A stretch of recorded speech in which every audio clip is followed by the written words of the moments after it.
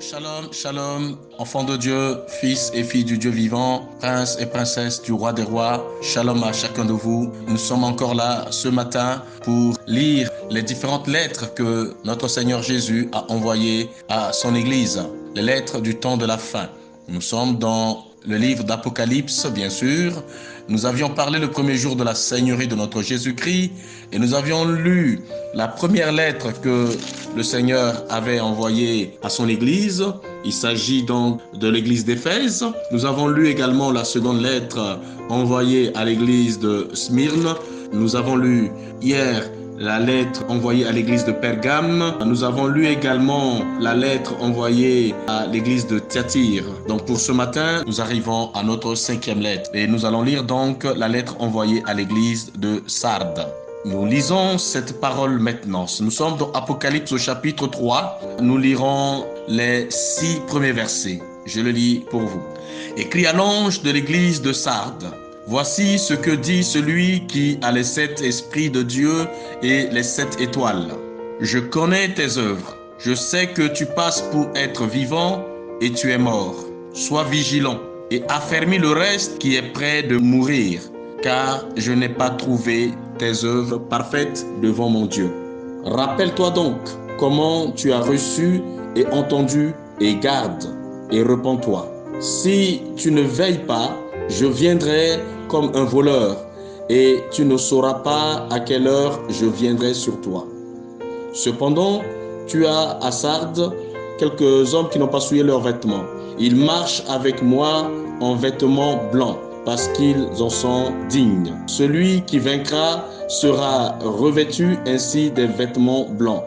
Je n'effacerai point son nom du livre de vie, et je confesserai son nom devant mon Père et devant ses anges. Que celui qui a des oreilles entende ce que l'Esprit dit aux églises. C'est vraiment intéressant. Depuis que nous avions commencé à faire la lecture de ces différentes lettres que Jésus a envoyées à son Église, je découvre chaque jour l'aspect, n'est-ce pas, de chaque Église. Et là, ici, parlons donc de l'Église de Sardes. C'est un peu inquiétant, ça attire notre attention. Jésus parle à cette Église. Généralement, il commence par apprécier, n'est-ce pas, ce qui est bon dans cette Église, et ensuite il fait remarquer ce qui n'est pas bon en disant ce que j'ai contre toi, c'est ceci et cela. Mais là, ici, en ce qui concerne l'église de Sardes, c'est tout à fait le contraire. Je vois ici, il dit, voici ce que dit celui qui a les 7 esprits de Dieu et les 7 étoiles. Je connais tes œuvres. Je sais que tu passes pour être vivant et tu es mort. Là, c'est très dangereux. Cette église veut paraître devant les gens comme une église vivante, mais devant Dieu, elle est morte. Il y a des églises qui ont commencé comme étant des églises vivantes, mais après, à cause de leur pratique, de leur éloignement de la vérité, de la parole de Dieu, progressivement, ils se sont retrouvés comme des églises dites traditionnelles, des églises mortes.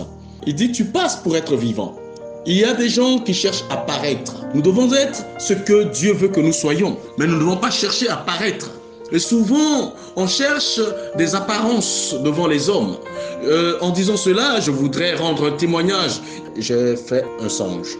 Et dans ce songe, je vois un grand cours d'eau à perte de vue. Un vraiment cours d'eau à perte de vue. Tu ne peux pas voir la largeur de cette eau. C'est grand. Tu ne sais d'où ça a commencé, où est-ce que ça va, mais c'était vraiment à perte de vue. Mais complètement desséché. Complètement desséché. Il n'y avait que des bancs de sable blanc. Et j'entends une voix qui me parlait du ciel et dit, regarde, c'est toi. Tu es un grand cours d'eau desséché. Oh, chers amis, quand je me suis réveillé, j'ai fondu en larmes. Parce que je prêchais encore la parole de Dieu. Le peuple de Dieu qui aime mes prédications continuait toujours à m'apprécier. Les hommes m'appréciaient, mais cependant le ciel avait déjà remarqué que j'étais un grand cours d'eau desséché. Mais pourtant, devant les hommes, je paraissais être vivant, alors que devant Dieu, ce n'était pas le cas. Dès ce moment-là, j'ai décidé de me retirer dans la présence de Dieu. J'en ai parlé avec mon épouse et j'ai pris un moment dans la présence de Dieu. Je me suis enfermé 7 jours dans ma chambre sans sortir pour chercher la face de Dieu, me repentir, être dans la présence de Dieu.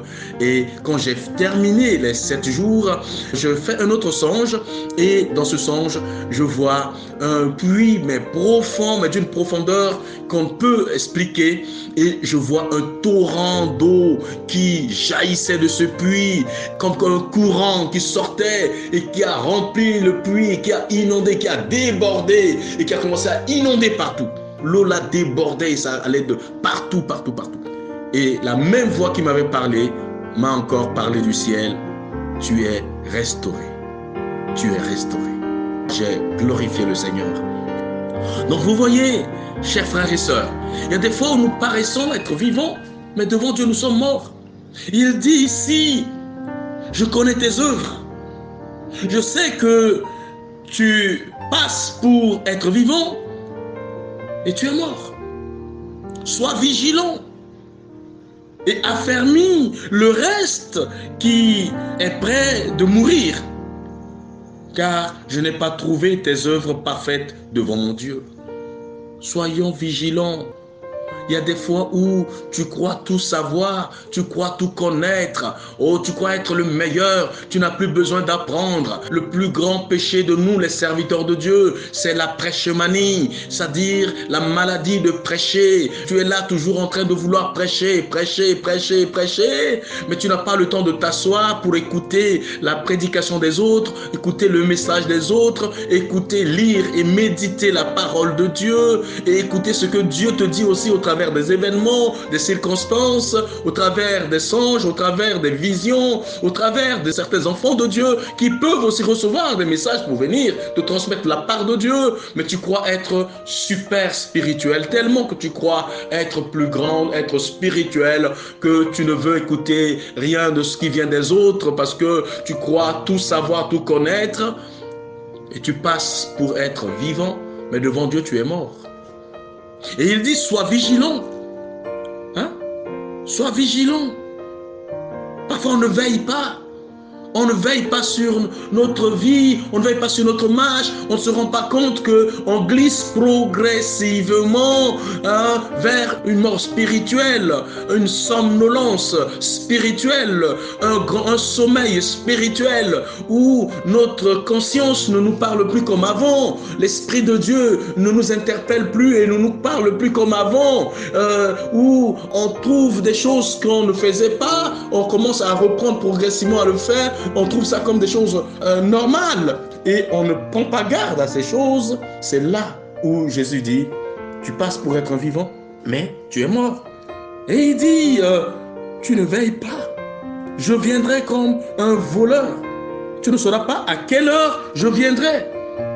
Nous perdons de vue le retour du Seigneur. Tellement que ça a été dit, Jésus revient bientôt, Jésus revient bientôt. L'église primitive a tellement prêché le retour du Seigneur que lorsque Jésus n'est pas revenu à l'époque de l'église primitive, et puis pendant des siècles, maintenant l'église que nous sommes, parce que je vous dis que nous sommes l'église de la fin des temps, c'est nous qui sommes l'église de l'Apocalypse. Maintenant l'église ne prêche plus le retour du Seigneur, l'église ne prête plus attention au retour du Seigneur, l'église primitive ne veille plus, l'église primitive qui a commencé veillait jour et nuit. Était une église puissante, une église d'amour, une église de prière, une église de prodiges, de miracles, une église de guérison, une église où la gloire et la puissance de Dieu se manifestaient. Mais ils s'interpellaient, ils disaient Maranatha, Jésus revient bientôt. Ils faisaient attention au péché, ils faisaient attention à leur vie, à leur communion avec Dieu. Ils veillaient sur ces choses-là. Mais maintenant, nous de l'église finitive, nous ne prenons pas garde à ces choses, nous ne faisons pas attention à ces choses. Oh, Jésus revient bientôt, depuis on parle de son retour, jusqu'à quand il reviendra, on ne sait à quand il reviendra, et c'est là où on commence à somnoler. Souvenez-vous de l'histoire des 10 vierges. Les 10 vierges, à un moment donné, ils ont attendu, tellement attendu que ils étaient endormis. Mais la différence, c'est que les 5 avaient veillé parce qu'elles avaient de l'huile dans leur lampe. Et puis au moment où elles ne s'y attendaient pas, on crie voilà, le maître arrive, le roi arrive.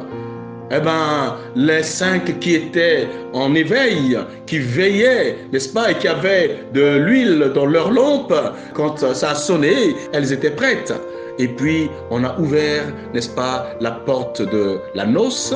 Elles sont entrées. Les autres ont couru pour aller chercher maintenant de l'huile. Le temps pour elles de courir pour aller chercher de l'huile pour mettre dans leur lampe, pour rallumer leur lampe et revenir. La porte était déjà fermée. Lorsque déjà le roi rentre, personne ne peut plus rentrer. Et la porte était fermée. Jésus nous a avertis, chers amis. Il nous a avertis. Ne sois pas comme les 5 vierges folles. N'oublie pas l'avènement du Seigneur et que tu perds de vue ce retour glorieux de Jésus-Christ, ton entrée dans le royaume de Dieu, et puis tu commences à manger, à boire, mangeant et buvant, car demain nous mourrons. Tu manges avec les autres, tu bois, tu fais de la fête. Hein? Nous sommes devenus les chrétiens aujourd'hui des fêtards. Nous aimons la fête, nous aimons ceci, etc. Mais nous oublions le retour du Seigneur. S'il vous plaît, avec ces différents événements qui se passent aujourd'hui, avec l'accomplissement de toute la parole de Dieu, tous les signes des temps de la fin qui sont accomplis presque dans les, 97 à 98% déjà, Jésus revient très bientôt. Ce n'est plus loin, c'est proche. Vous voyez des événements qui viennent secouer le monde entier, qui viennent ébranler le monde entier. Il y a eu des ouragans, il y a eu des inondations, il y a eu des phénomènes comme les montagnes qui se font en boue, qui coulent et qui engloutissent les maisons, etc. De ces phénomènes naturels qui peuvent détruire le monde. Et il y a eu toutes ces choses-là, mais maintenant, c'est un virus qui vient et qui ébranle le monde entier, qui fait des milliers de morts par jour. C'est effrayant. On entend 1000 morts, 1200 morts dans les 24 heures, 800 et quelques morts, 700 et quelques morts dans les 24 heures. Ça dépasse les grandes nations, les grandes puissances qui ont les plus hautes technologies du monde. Jésus revient bientôt. Il dit, veille sur le reste qui est prêt de mourir, c'est-à-dire le peu de foi qui est resté encore en toi. Tu es là, tu confesses le Seigneur, tu dis non, je suis chrétien, Dieu ne m'a pas abandonné, je n'ai pas abandonné Dieu. Tu raisonnes. Le raisonnement a pris la place de l'obéissance. Le raisonnement a pris la place de la foi. Le raisonnement a pris la place de la vérité en toi. Tu raisonnes, tu es devenu un chrétien raisonneur, une chrétienne qui raisonne, qui aime contester maintenant la parole de Dieu, qui aime critiquer encore la parole de Dieu à laquelle tu as cru. Le raisonnement. Et Jésus dit, le reste là, si tu ne veilles pas, ça va mourir totalement. Si ça meurt, ça veut dire quoi? C'est fini, tu perds la foi, tu perds la vie. Et quand la trompette va sonner, il dit, je viendrai à toi comme un voleur, au moment où tu ne vas pas t'y attendre.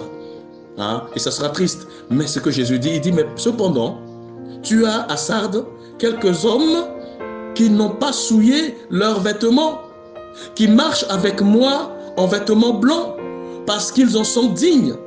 Donc, pendant que d'autres dorment, pendant que d'autres tombent dans les raisonnements, pendant que d'autres commencent à dire, à faire des compromis, oh non, c'est pas grave, Dieu sait, Dieu connaît, on peut faire ceci, on peut se permettre cela, etc., etc. Trop de raisonnements aujourd'hui parmi le peuple de Dieu, pendant que d'autres se plongent dans ces choses, mais il y a d'autres qui sont restés fidèles, qui sont attachés au fondement de la foi, à la saine doctrine, qui n'ont pas de compromis, qui craignent Dieu, qui continuent dans leur vie de prière, qui continuent dans leur vie de méditation de la parole, dans la lecture de la parole, qui continuent à rendre témoignage du Seigneur avec efficacité, qui continuent à servir le Seigneur, à donner fidèlement leur dîme et leur offrande au Seigneur, à témoigner du Seigneur aux gens, etc., à parler du Seigneur autour d'eux, même si parfois on les regarde avec mépris, parfois cela leur coûte même leur travail, mais ils restent fidèles. Ceux-là, Jésus dit, ils ont les vêtements blancs, ils marchent avec moi avec le vêtement blanc, ils n'ont pas souillé leur robe. Et alors ils en sont dignes. Il dit, celui qui vaincra sera vêtu ainsi de vêtements blancs. Je n'effacerai point son nom dans le livre de vie. Et je confesserai son nom devant mon Père et devant les anges. Jésus est prêt à témoigner de celui qui reste fidèle, de celui qui reste constant, de celui qui reste déterminé dans sa foi, celui qui reste et qui marche dans l'obéissance. Jésus va te témoigner devant son Père et devant ses anges. Mais si tu tombes dans le raisonnement, dans le refroidissement spirituel, dans le sommeil spirituel, tu ne prends pas garde et que le reste qui est là meurt, ça sera terrible, ça sera malheureux pour toi. C'est pourquoi, enfant de Dieu, reviens vers le Seigneur ton Dieu. Seigneur, je prie pour tes enfants, je prie pour ta fille, je prie pour ton fils. Seigneur, qui passe pour être vivant, mais qui est mort devant toi. Seigneur, qui est tombé dans les traditions religieuses, qui est tombé, Seigneur, dans des fausses doctrines, qui est tombé dans les raisonnements aujourd'hui intellectuels ou je ne sais quoi, Seigneur, et qui n'obéit plus comme par le passé. Seigneur, rallume le reste, le peu qui reste de sa foi, rallume s'il te plaît. Parce que tu as dit que s'il ne veille pas, le peu va mourir. Mais si le peu la meurt, Seigneur, qu'adviendra à ce frère, à cette sœur, à ce serviteur de Dieu, à cette servante de Dieu? Nous ne voulons pas aller en enfer.